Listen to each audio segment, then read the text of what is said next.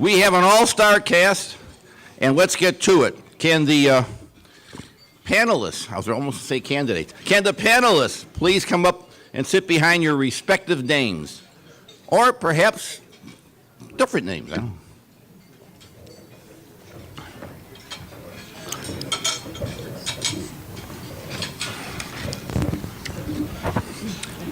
know. The batting order, it will be Ms. Scott. Lois Scott will be first, followed by Bridget Gaynor. And then we have a substitute.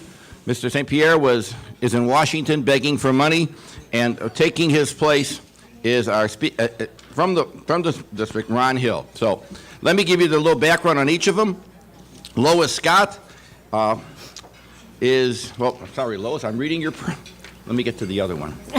Woman comes with two resumes. You can never be too careful. Okay, first female chief financial officer for the city of Chicago, well-known reputation in the financial world, has a BS and an MBA from Cornell University, married with one child. How about a big round of applause for Lois Scott?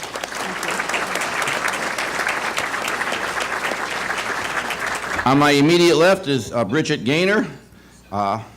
Long career in working in the profit and the nonprofit area, working for government, has a undergraduate degree from the University of Illinois, an MBA from the University of Chicago, and there's no doubt in my mind, lucky for her, she takes after her mother.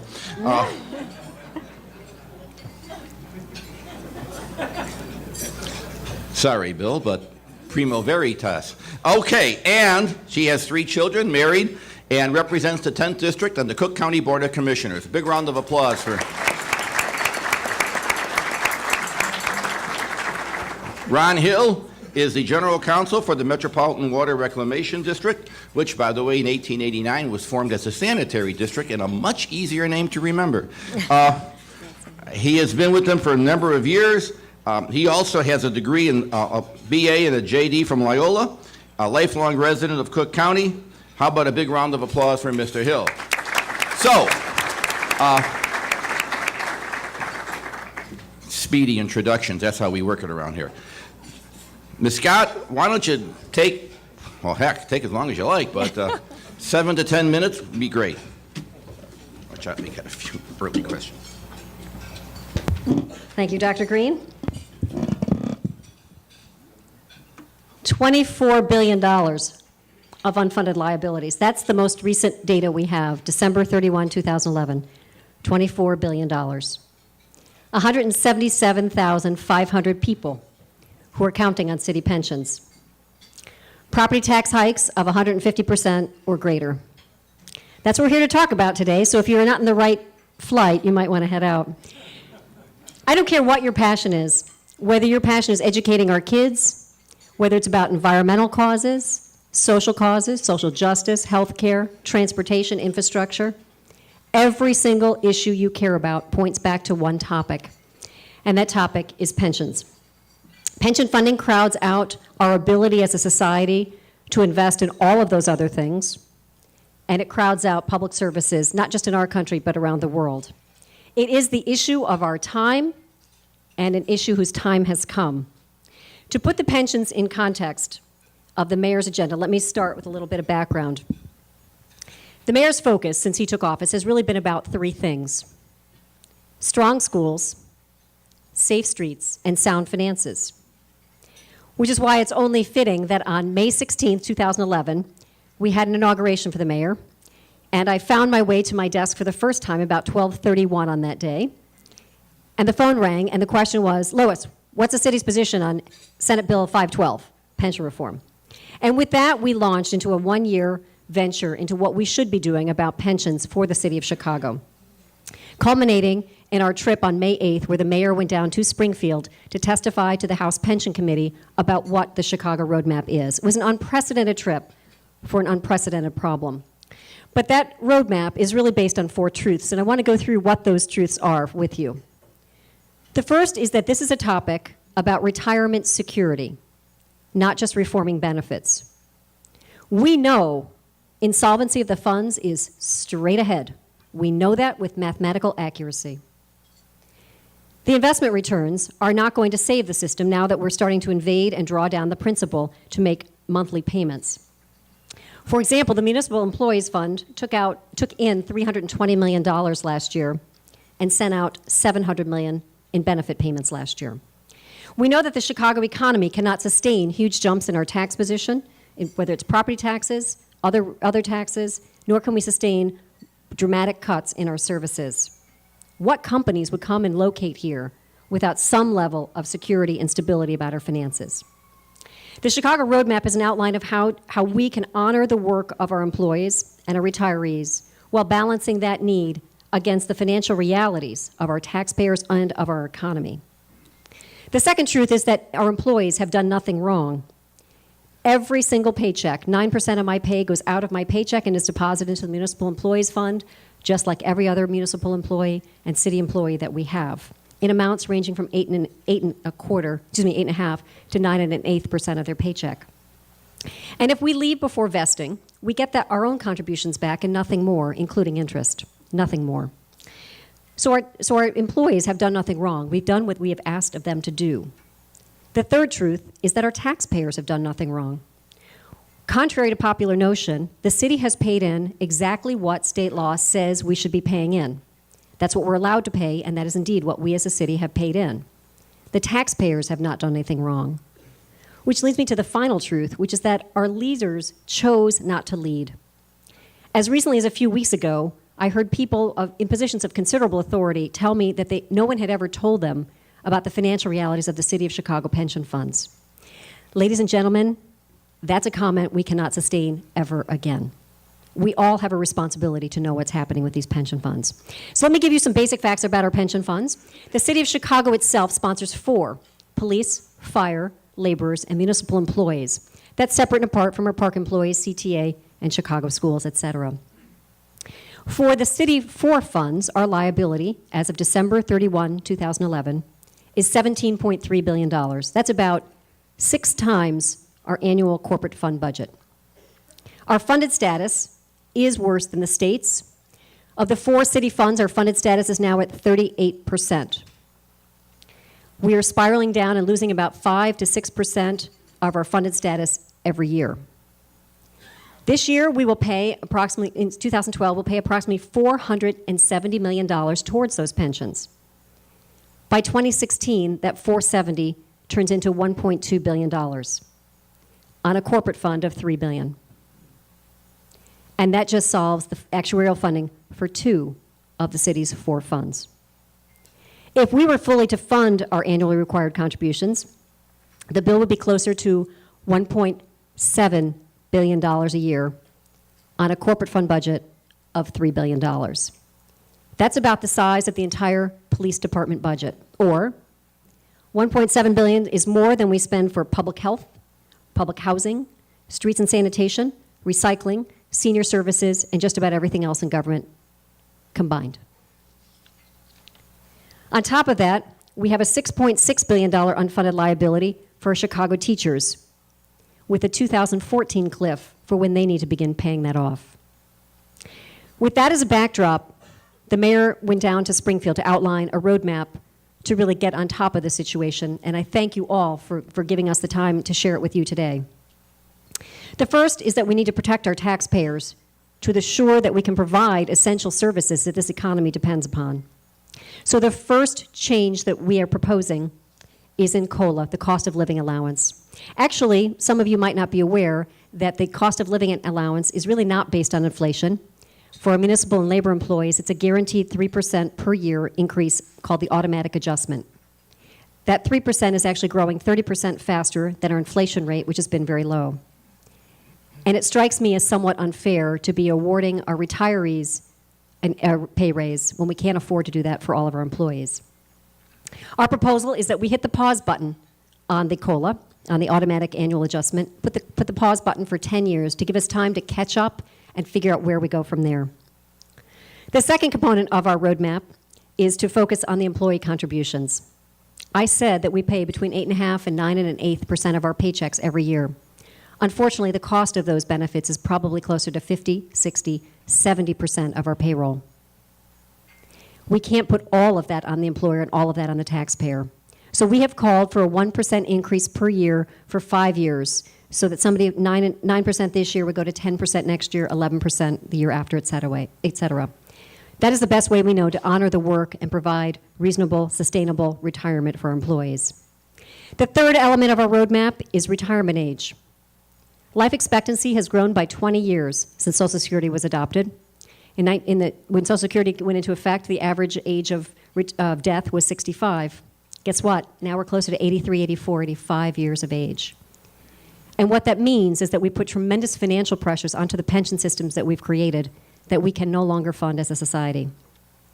Our proposal for third element of our proposal is to raise the retirement age by 5 years, in better alignment with life plans and the private sector. And the fourth element of our roadmap to retirement security is choice. Today, I mentioned that if I could leave before vesting, I get to take my own contributions back without interest, and that's it. And imagine that in the private sector. If I were to leave a private sector employer before vesting, I can roll my 401k into an IRA or into another 401k program. Choice gives we city leaders the ability to attract the best talent and to provide greater portability and flexibility for our employees. Let me just spend a second on how the heck did we get here? And I think the answer that people like to say is that the employer didn't fund what it was supposed to. I think I've already dispelled that notion. We funded everything that the state law requires that we fund. The vast majority of what got us here is investment returns that did not pan out as planned. In the dot-com meltdown in the early 2000s, we lost a huge amount of our principal as pension funds. And our hope, and it was a hope, was that the investment returns would begin to recover. Well, just when they did begin to recover in 2007 and 8, we had the housing crisis, and the value of the funds went down even further. Now we're down to funded levels that even if we were able to achieve an 8% return, it's unclear how we would get back to financial solvency. And before I sit down and let the other speakers say, I want to add two things. One, we're all in this together. This is not about the employer versus the employees. It's not about labor versus management, taxpayers versus anyone. We're in this together. Our economy is really the driver for all of us, and we have to figure this out together. That's why the first action the mayor did on retirement security was launch a retirement security website to actually share the information and specifically to invite ideas. We've gotten hundreds of people responding to us with ideas with what we should be doing, and I encourage you to provide us ideas as well. There's not one idea that has come to us that we've not tracked down and tried to figure out whether it could indeed help our situation. And we really have to do it together. Thank you.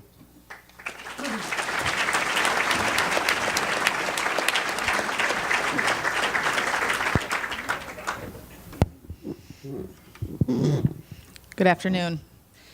Thanks for having me here, and thank you for opening up the forum, and thank you for everyone coming and listening to this topic over lunch. As Lois said, we are all in it together, and insofar as you care about all the other services that government provides, we need to find a solution for that. They were called out earlier, but I want to thank my colleagues, Joan Murphy especially, who's been incredibly helpful, Peter Silvestri, and also Chuy Garcia is here today as well. So I'll start out with a couple of things. First, where are we now with the county pension system? How did we get here? And then what do I see as the way forward? Because I think that for better or worse, the county's in a unique situation, and we have some options that I think are more creative and things that we can employ to both be fair to our workers as well as the taxpayers. So where are we? The county, first of all, has 22,000 active employees and 15,000 retirees.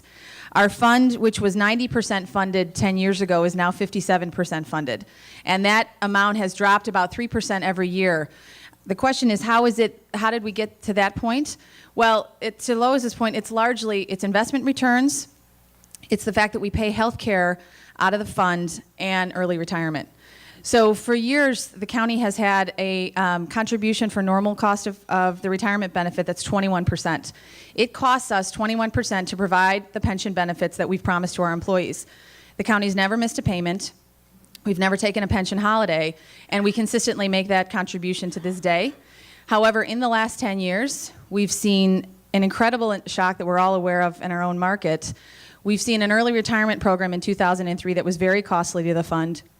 And the county, like only the Chicago Teachers Union, pays its retiree medical insurance out of the healthcare fund, which means that every year $46 million gets pulled out of the fund in addition to pension benefits for retiree medical, thus undermining the funded status of the fund. So that's the situation that we're in.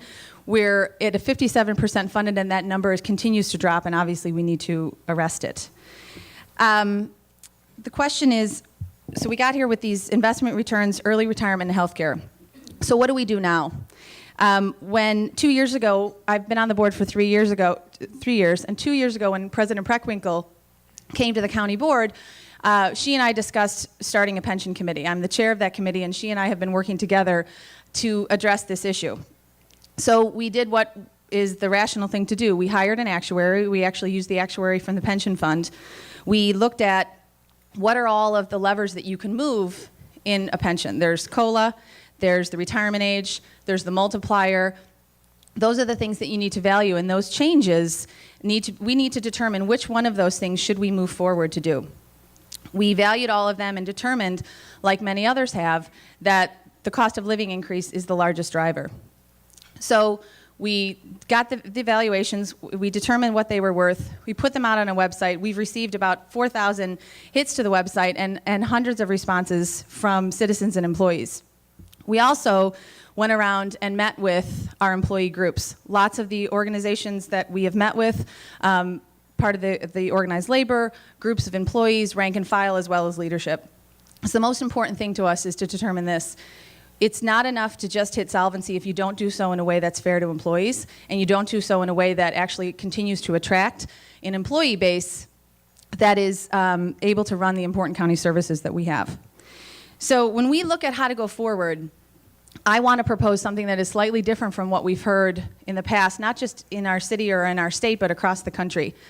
We're often faced with a scenario that says we either need to raise taxes or we need to cut benefits. And I think when we look at this, we have to step back and say, what are all the benefits that we're offering to employees? And how do we look at that collectively to determine what's the best path forward?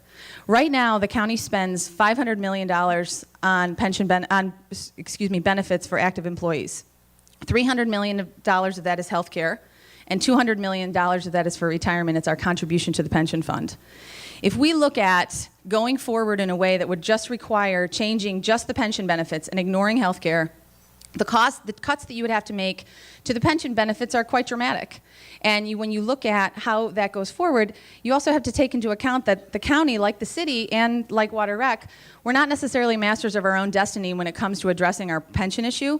Any changes that we propose that address pension and not health care have to be passed by the General Assembly. And so we have to look at not just what gets us to a solvency number, but what gets us to a solvency number in a way that can be successful in a bill, because we have to live in the world as it exists and not necessarily as the world as we just like it to exist.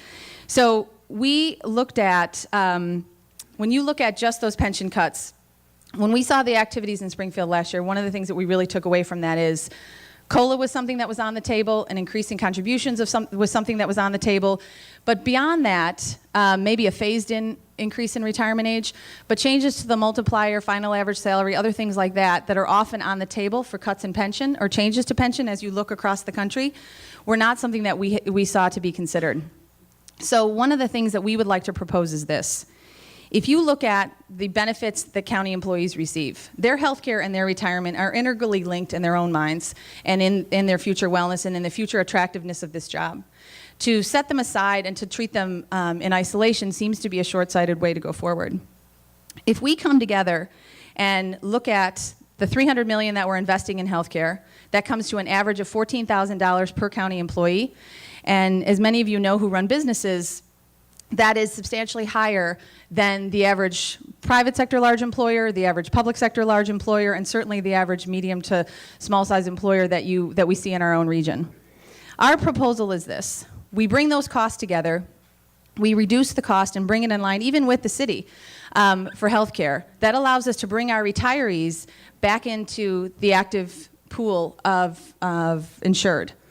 And when I have had these conversations with President Preckwinkle, because there will only be one, obviously, county proposal that will go forward, the things that she and I both think are very important are this, that we maintain retiree medical insurance, we maintain the defined benefit nature of the program, and we come up with a benefit that's stable and secure, that's fair to taxpayers and also fair to employees. So if you look at something that combines healthcare, a reduction in active healthcare, you can have a reduction in the COLA that aligns our COLA with IMRF COLA, which is a 3% simple or half of CPI, a 1% increase in employee contributions, and an increase in 5 years in the retirement age, but phased in over 10 years. So that if you're close to retirement, you have time to integrate these changes into your plans. So we looked at that solution as something that takes into account what are the political stakeholders that we need to work with, what's fair to our employees, what's fair to taxpayers, because none of these options have included raising taxes because we don't think at this moment that that is realistic when we want to consider keeping the county to be a viable business location. And the fourth is the users of county services. Most of us in this room, outside of paying our property taxes, which we'd like to avoid if we could, don't have to necessarily, may not be regular users of county services, but they're vital to the society that we live in. We need to have a public hospital. We need to have a good, strong court system. We need to have a strong public safety system and a sheriff. And we need to have a public health system that is fair and not just based at Stroger, but around the county. And so those are the types of things that cannot be crowded out by pension funding with an eye to what's fair to the employees. So going forward, we keep our eye on 2038, which is the year that the pension fund will go bankrupt if we don't make changes. We keep an eye to getting something passed in Springfield and being realistic about what those options are. And then we always keep, firmly to the face of how do we maintain a strong employee base, a good retirement, and the ability to continue to attract high-value employees. Thank you.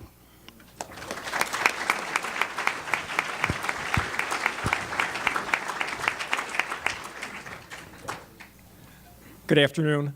Once again, I am not David St. Pierre, our executive director. David is a much better speaker and much better looking than I am.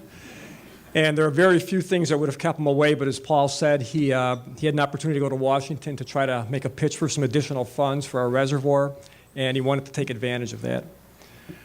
The district is a unit of local government. We employ approximately 1,900 employees, and like all government agencies, we're facing difficult economic times, especially with respect to our pensions.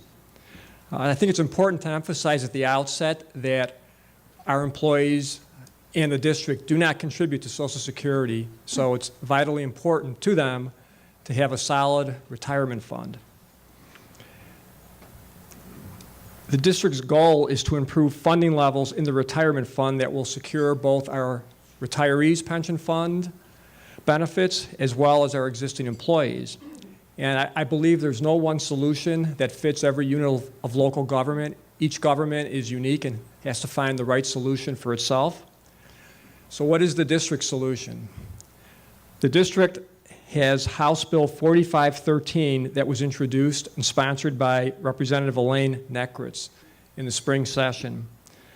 The district's bill seeks to shore up the district's pension fund in a relatively straightforward manner. HB 4513 increases employee contributions to their pensions 1% a year over the next 3 years. Currently, employees contribute 9%. This bill will increase it gradually until it reaches 12%. The increase will only apply to Tier 1 employees, who are employees that were employed in a retirement system prior to January 1st of 2011. Tier 2 employees, those who enter on or after January 1st of 2011, have already had their benefits altered by the Illinois General Assembly. In addition to increasing the employees' contributions from 9% to 12%, HB 4513 also changes the manner in which the district calculates its required contribution and tax levy. The bill specifies that the district's contribution will be sufficient to meet the retirement fund's actuarially determined contribution requirement, but shall not exceed an amount equal to the total employee contributions 2 years prior thereto, multiplied by 4.19%. Currently, the multiplier is 2.19%. Now, the combination of the increased employee contributions and employer contributions is projected to put the district's retirement fund on a path to be at or above 90% by around the year 2050. Similar to other funds, the district's retirement fund has declined over the past decade. About 10 years ago, it was at a level of around 85%. The most recent figures at the end of 2011 put it at a funded ratio of approximately 52.2%. It's important to mention, as Lois did, that the district has never skipped any of its statutorily determined contribution requirements. The shortfall in funding is due to market conditions, among other things. So what's the status of the district's bill? On March 29th, the Illinois House unanimously approved the bill 109-0.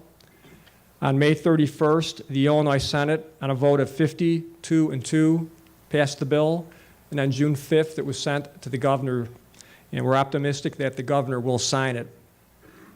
In its budget analysis, the Civic Federation supported the district's initiative in seeking pension reform, and the bill had the support of the vast majority of unions that have employees working at the district. So it was through our working with leadership in the House and Senate, our collaborative efforts with organized labor and the district's employees that we're able to advance what we believe is a very good bill. Now, the district is under a tax cap, and this legislation will not result in a tax increase. So the question is, how will the district fund its additional contributions? And the district's Board of Commissioners has been aggressive over the past few years in trying to address some of the primary drivers of the budget: personnel costs, healthcare costs, energy costs, as well as trying to raise non-tax revenues while still maintaining the district's AAA bond rating from the three major credit agencies, which I believe we've had since 2006, and our board is very proud of. First of all, with respect to personnel costs, back at the beginning of 2010, we had 2,160 employees. Today, we have 1,900 employees. So through attrition, the number of employees has gone down 12%. In addition, for the past 3 years, non-represented employees have not had a cost of living adjustment. With respect to health care, which is another important component that can't be ignored, we've asked our employees and retirees to pick up increased share of health care costs. Non-represented employees will be contributing an additional 1% per year for each of the next 10 years to health insurance costs, bringing the employee contribution to 25%. In addition, all retirees will be contributing an additional 2.5% for each of the next 10 years, bringing their overall contribution rate to 50%. Represented employees negotiate health insurance coverage and contribution rates, and we've worked with our union partners to negotiate lower benefit levels for represented employees in lieu of higher contribution rates.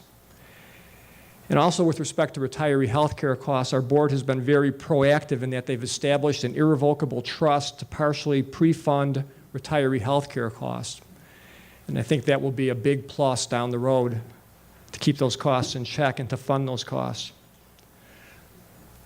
In addition to some of the things that we've cut, there's also expenses that we've looked at.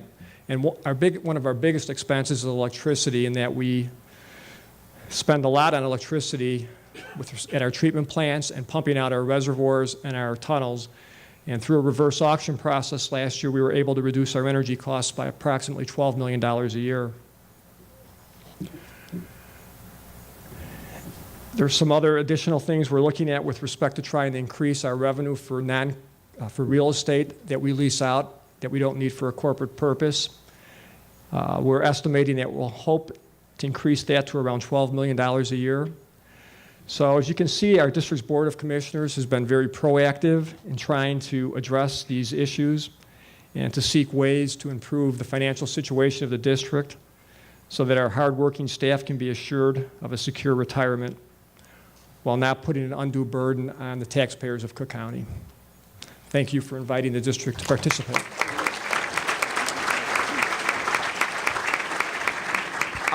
City Club Brenda, where are you, dear? Paging City Club Brenda, paging City Club Brenda. There she is, makes her appearance. If you have a question, Ms. Saxon doesn't need any, City Club Brenda. For the record, just so you know, there will be small vials of hemlock out there for those of you, after hearing this, who think maybe this isn't really worth carrying on. Number two, Ron, is the Water Reclamation District still the fourth largest governmental unit in the state? Or it's near that? It used to be. Who knows? And number three, there was a question asked me, why don't we have the state up here? And of course, the answer is very simple. They're in such good shape, it'd be irrelevant to have them up here. Then we really would have hemlock. Okay, here we go. Billmorris gave me the first question, but since it reads like the Dead Sea Scrolls, I will try my best to get to it momentarily. First comes from State Senator Kwame Raoul. Where are you, Kwame? Raise your hand. Only because he is my state senator. By the way, where did that other state senator that used to be my state senator, whatever happened to him? I mean, he moved out of the state, I heard. Oh, President Obama. What do you think can be used? This is to everybody? Yeah. Okay. What do you think can be used as consideration to modify pension benefits in order to pass constitutional muster? I'll repeat it. What do you think can be used as consideration to modify pension benefits in order to pass constitutional muster? Ms. Bridget. I think you can look at it in two ways, and we valued both of them. One is currently retiree medical insurance is not guaranteed for county employees. Pension benefits are guaranteed, but retiree medical is offered at the discretion of the fund. So you can offer the idea that if you sign on to the changes, that you have a guarantee of retiree medical. And the way we envision it, it's not just kind of a legal access issue, it's bringing them back into the fund so that retiree medical is actually affordable. Currently, county retirees pay 50% of their premium cost, which is substantial. It's over $7,000 for each one.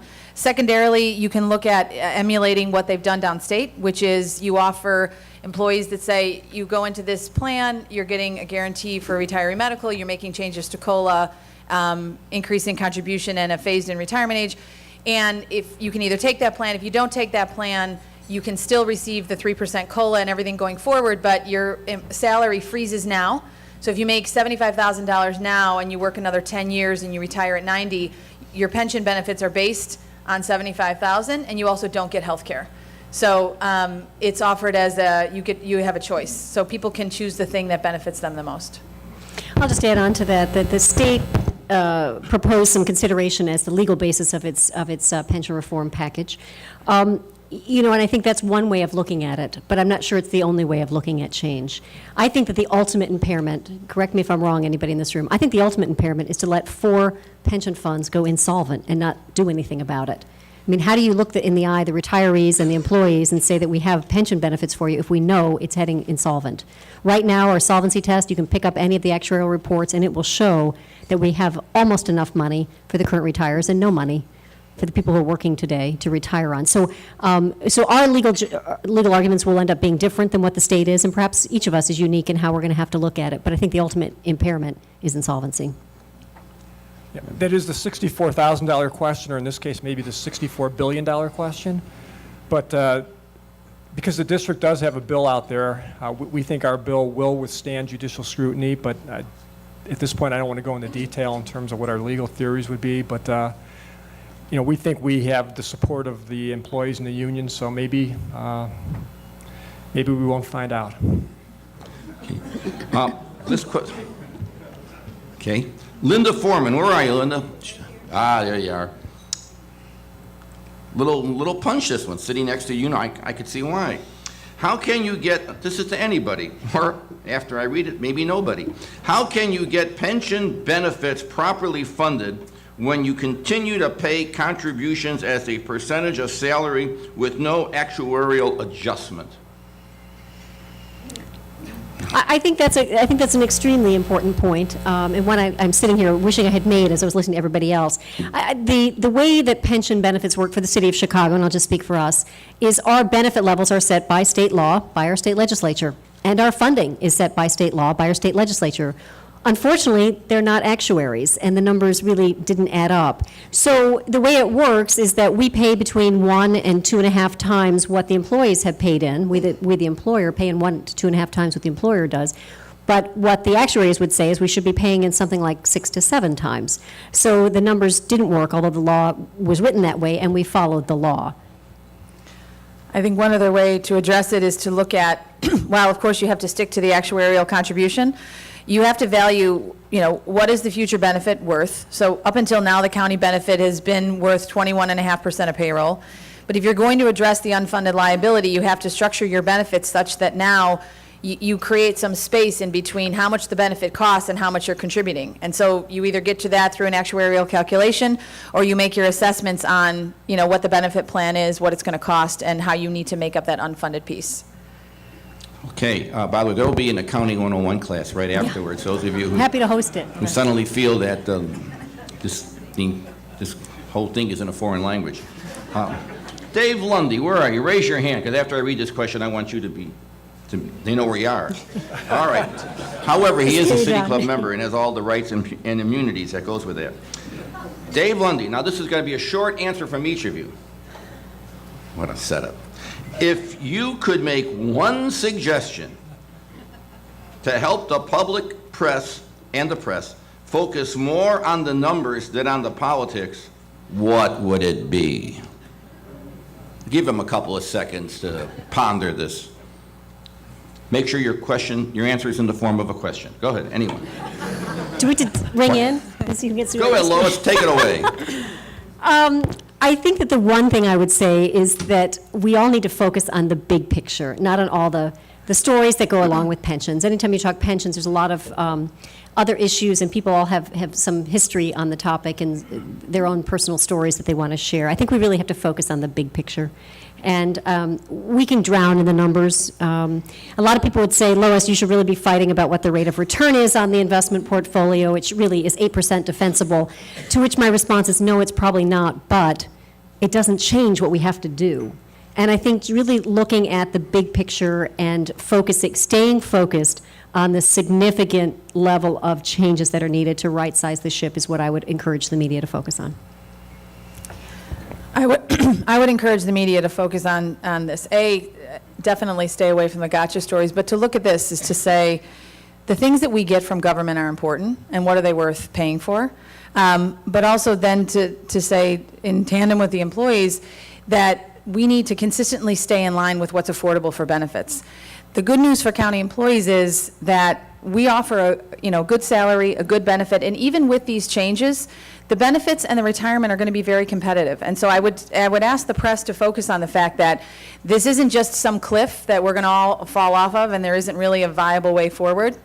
There's multiple ways forward, and they're going to focus on honoring what the employees do, but also figuring out a way to make it sustainable. And there are clearly several solutions. You've heard 3 of them today. I think sometimes you can get lost in the numbers because everyone knows you can do a lot of different things with numbers, so I would agree with Lois that the big picture needs to be looked at. This is going to be a challenge, even for me. Chester, where are you, Chester? There's no one that has. Are you sitting at the? Oh, sitting with the Italian contingent. Very, very diverse. Chester Kropadolowski. Close. Close enough. I got Chester right. Here you go. Your thoughts about retired Your thoughts about retired individuals who receive multiple pensions. Anyone pro?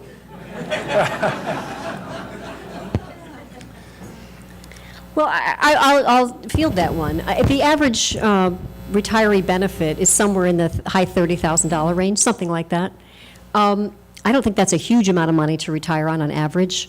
So it's really not about the benefit levels that are going out so much, it's just the sheer mass. We have 177,500 people all getting those benefits. And remember that public employees are not eligible for Social Security.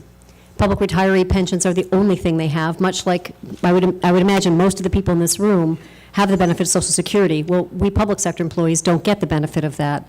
So when you look at the average amount that they receive, I think, again, really focusing on the big picture issues and right-sizing the ship and really bringing retirement security has got to be the focus.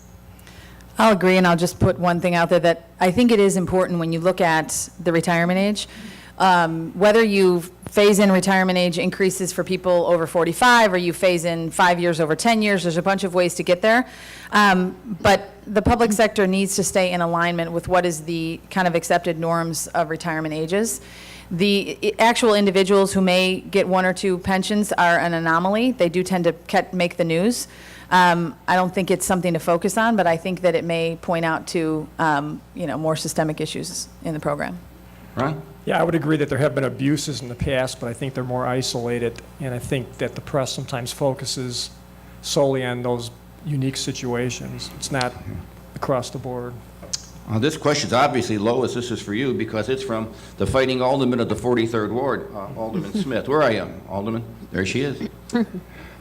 We got to start writing shorter questions. Some of the city's pension funds are admitting that they, all four of them, that they could run out of cash to pay benefits between 10 and 20 years. Is there any scenario, underline any, in which the status quo could be maintained? If we do nothing, what will happen? Well, if we do nothing, what will happen? Alderman, thank you. I think that was a short question. Last time you and I interacted, it was a 38-page question. So thank you for the brevity there. If she did that here, she'd be barred.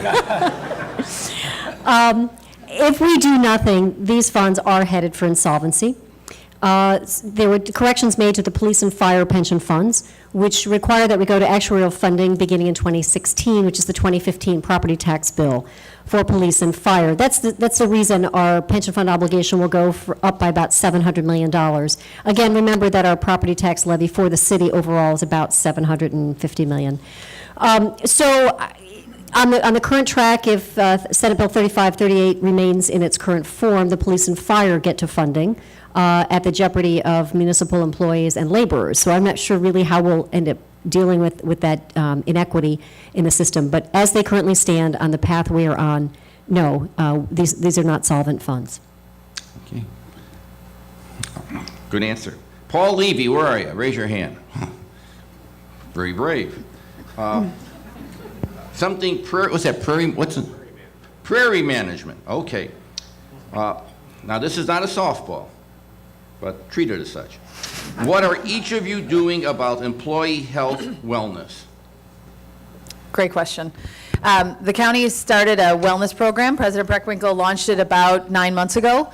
But I think that there's a lot more that we can do. You look around the country as to what we can achieve, and as I threw some numbers out there for you before, the county spends $300 million on health care just for active employees.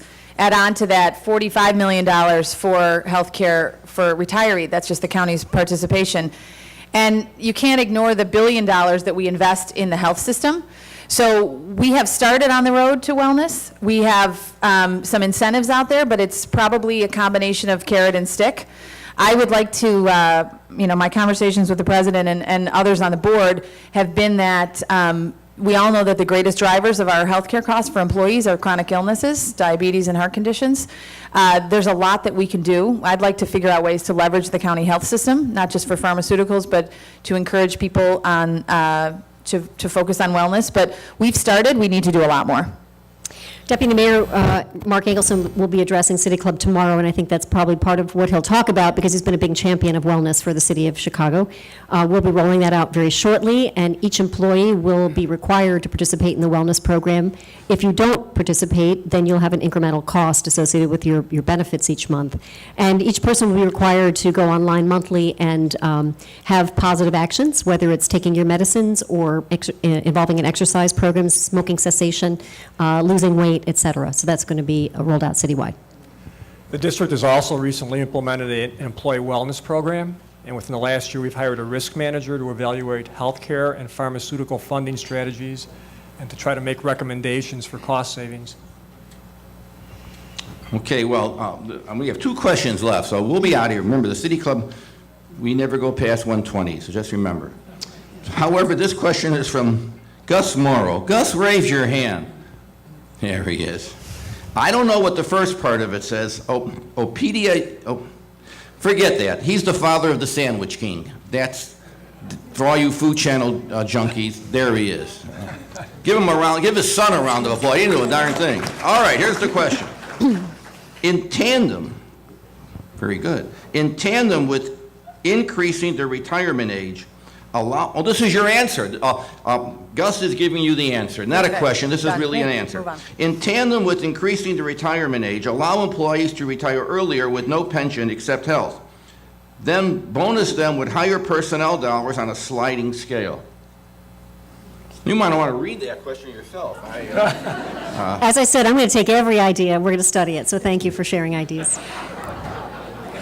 You know, I will tell you that the history of early retirement programs, at least at the county and at the city as well, is that they're really, really expensive. Having people leave the system means they collect more and they stop contributing. But having access to health care is obviously extremely important to people. That's why some stay. So I think this is worth looking at as well. There are two questions from Bill Morris. Bill, where are you? Former fighting mayor of Waukegan, who got elected without being, whose last name wasn't Sabanjian, which is, I thought, a great feather in your cap. Well, neither one of these questions are really appropriate for these two people. I know that, these three people. But nevertheless, this is the City Club. Never let an embarrassing moment or awkward moment go unenjoyed. All right, here we go. You could all pass on this. Well, no, the other one's better. Okay. Pushing the funding from state to local government is not the solution. I don't think they would argue. It's just as a way of extending the problem, which needs reform, in benefits to protect future generations. He goes on. The plan to shift payment from the state to local governments will simply raise taxes in downstate and suburbs or reduce funding in the classroom. Oh, this is about schools, the cost shift. All right, well, the question is, what is your view on seemingly a minor issue with Speaker Madigan about the cost shifting, since CPS pays its pension and no one else seems to do it outside Chicago? Oh, no. Read the rest of it. Chicago does get money from the state. Yes, it does. And that's what the 5-week study is going to be, and I'm sure there'll be a lot of answers. But from just that point. I mean, look, this isn't something we opine on. I think there's enough politically bombshelling, unattractive things to comment on in our own plans. But She's a gainer. what I will tell you is that, I've spoken to various people downstate. I can't comment on the cost shift. That's not something we do. But I will tell you that, apropos to my comments about the county workforce, the healthcare costs for a lot of the local governments are just as high, and bringing those in line gives a potential revenue source to offset increases in pension.